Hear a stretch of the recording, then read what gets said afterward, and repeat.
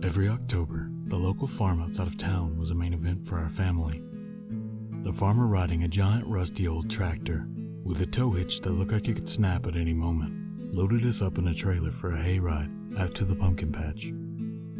As kids, we would spend way too much time looking for the perfect pumpkin. Next, my siblings, my younger cousin, and I would visit a small petting zoo. You know, the kind with small pigs, baby cows, the like. We'd pet the goats and chase the chickens around until we tired ourselves out, while our parents waited to pay for our carefully chosen, best ever pumpkins.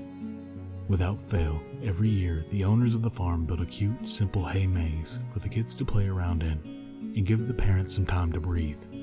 If you have no clue what a hay maze is, let me explain. From the outside, it almost looks like some kind of flat-topped pyramid, but blocks of limestone were replaced by giant, rectangular, somehow always damp and musty bales of hay. The top of the maze was usually covered by a giant blue tarp. Inside, there would still be little rays of light, but it was dark compared to outside. When I was 14, I was tasked with looking over my younger brothers and our cousin, Julia, since I was the oldest. She was only 6 years old at the time. I remember as if she was standing right in front of me. She was dressed in a bright red set of overalls, which she had demanded she wear that day. 6-year-olds are indomitable, as I'm sure you know. After picking out our trophy pumpkins and petting the baby cows, we joined the queue of people waiting to pay for their haul of gourds, pumpkins, and plastic Halloween decorations. Julia was getting tired and fussy. She asked me to hold her pumpkin, understandably, since it was quite heavy and probably weighed more than her. Auntie Kate. Julia liked to call me that. We had a pretty large age gap, and I think I'll always be more of an aunt than a cousin in her mind. Auntie Kate, I want... Her shrill outbursts began to blend together after a few moments, as they usually did. I could do this all day. As the oldest, I was a seasoned babysitter at this point, so I took her pumpkin off her tiny hands, hoping she'd calm down a little. Aside from her brief detour to Tantrum World, everything was delightful. The promise of jack-o'-lanterns and pumpkin pie later in the evening was palpable, and I could tell my mother and uncle were more than ready to get back and shuffle the children into the backyard so they could have mulled wine and talk about politics. The setting sun was peeking out from the gray October skies, and my mom was laughing at some probably dirty joke my dad whispered to her. My brothers were using old dried-out corn stalks as swords and jousting for the right to rescue the princess, which I'm pretty sure at this point was a chicken, but who knows. It was a beautiful fall day, one that you imagine when you think about the sunny days and chilly evenings of late October in the Northeast. That all screeched to a halt when I saw my mom's face. She turned to say something to me, but when she saw the empty spot next to me, her smile turned into a look of panic. Katie, where's Julia? The alarm in her voice was distant, the way only an adult who is missing a child can sound. She was right here a minute ago. I spun on my heels and shouted at the boys, "Hey, where did Julia go?" Stevie, my younger brother, said he saw her walking towards the petting zoo. I could have strangled him there and then, knowing he saw and didn't say anything. My mom shot a glance my way, before waving at my aunt and uncle who were walking back from getting us all hot apple cider. "Don't worry, I'll go get her. Be right back." I immediately did a 180 and jogged back across the clay and gravel parking lot to the petting zoo. As I got there, I realized how few people were actually working on such a big farm. About 10 people were in line to pay for their pumpkins, where I'd just been. A handful of parents with toddlers were milling around the gift shops and in front of the petting zoo. That was really it. In the distance, I saw the old tractor pulling another herd of people out to the pumpkin patch. I don't know if it was the cold autumn wind or the overwhelming feeling of being responsible for finding a lost child, but something sent a chill up my spine. I glanced to my right, and I see it, seemingly for the first time. Set back from the lot, away from the petting zoo, the gift shop, and everything else, was the hay maze. Even with the sunny weather, gray clouds seemed to roll in as I stared at the empty stalks of dead foliage. The hay maze always creeped me out as a kid, but even as a teenager, I was really hoping to avoid it this year. I scanned wildly looking for the red overalls and listening for her high-pitched giggle. Nothing. My mom yells after me, Check the hay maze, we'll look by the checkout. Unfortunately, my sense of self-preservation was not a factor at that moment. I needed to find Julia, so I mustered up any courage I could gather and ran into the maze, avoiding a chance to let myself get any more nervous. I ducked under the tarp into the opening of the maze. It was different from years before. Sure, there was a tarp on the door, but the roof of the maze was covered in hay this time. With the extra material laying on the tarp, I no longer saw a dirt floor, with hay walls bathed in a deep, otherworldly blue glow. Instead, I stared at a tunnel of haystacks leading into pitch blackness. No way. Suddenly, I realized how silent it was inside the maze. It was eerily, unnaturally quiet, probably from the hay dampening any sound that dared to brave its passages.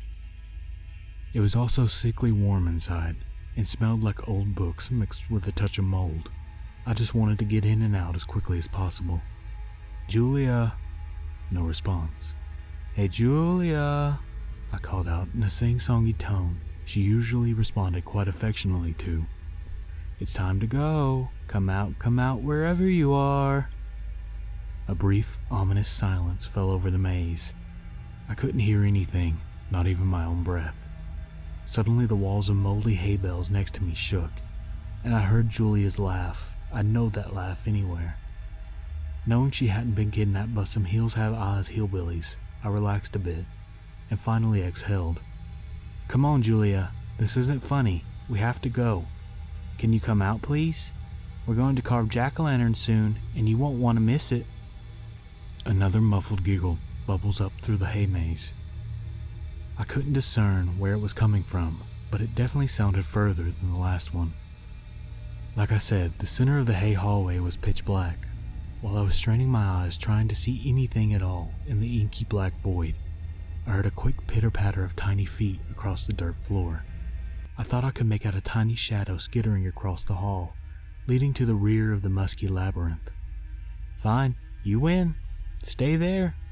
I guess you're going to miss all the fun," I called into the darkness, using the old tried-and-true method of playing into a child's FOMO. Child psychiatrists could learn from me.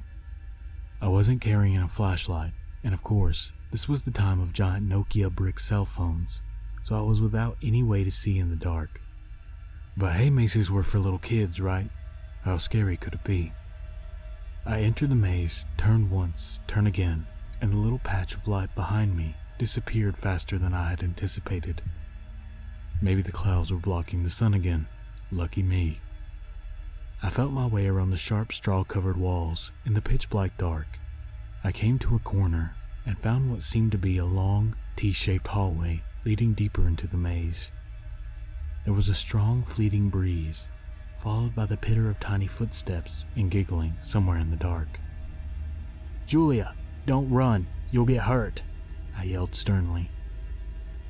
I was normally her favorite because I let her get away with pretty much anything, you know, youngest child syndrome and all that. But God knows she'd run straight into a wall in this darkness, and I didn't want to have to deal with that fallout. But damn, she was brave for running so fast. Did that little fucker have night vision?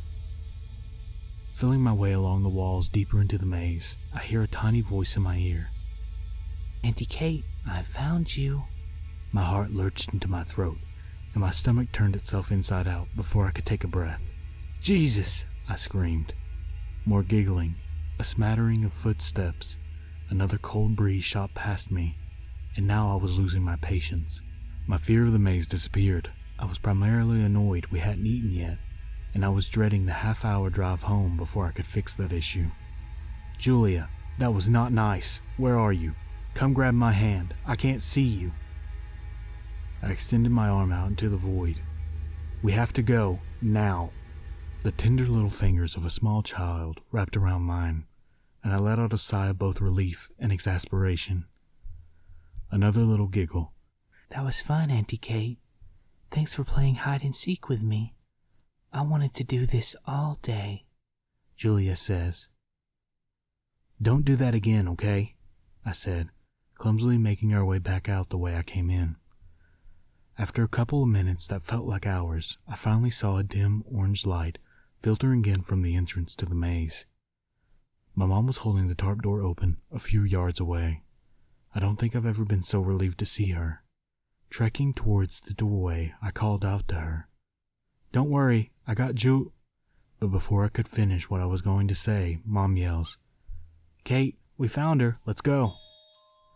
As I passed the barrier from the darkness to the well-lit parking lot entrance, my mind began to do backflips to explain what had just transpired.